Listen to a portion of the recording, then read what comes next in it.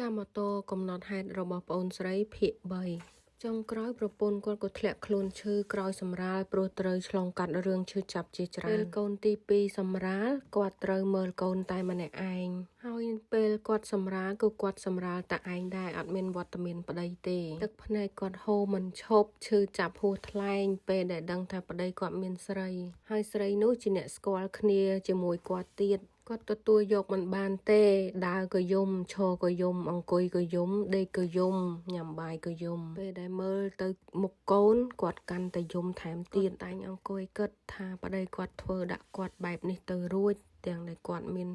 ផ្ទៃពោះពពោះកូនគាត់កូនទី2គាត់ឈឺចាប់ណាស់ខូចចិត្តណាស់គាត់ពិបាកចិត្តណាស់ទឹកភ្នែកគាត់ហូរមិនឈប់ឥឡូវគាត់មានជំងឺបាក់ទឹកចិត្តត្រូវលេបថ្នាំជាប្រចាំបើមិនព្យាបាលទេគាត់នឹងអាចឈួតសម្រាប់ខ្ញុំវិញបានដឹងរឿងគាត់ហើយ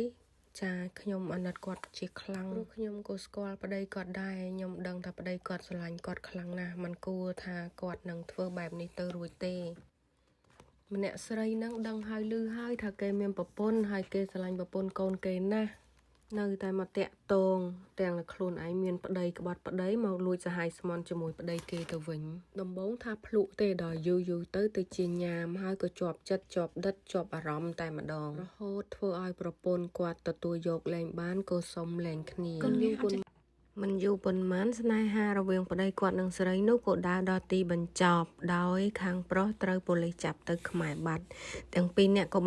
ក៏លែងបានជួបគ្នាតែប្រពន្ធគាត់មិនយកវិញទេចុងក្រោយត្រីរស់ក៏រួចទន្សាយក៏រួចនេះហើយអ្នកទាំងអស់គ្នាការផាត់ក្បត់គឺអញ្ចឹងឯង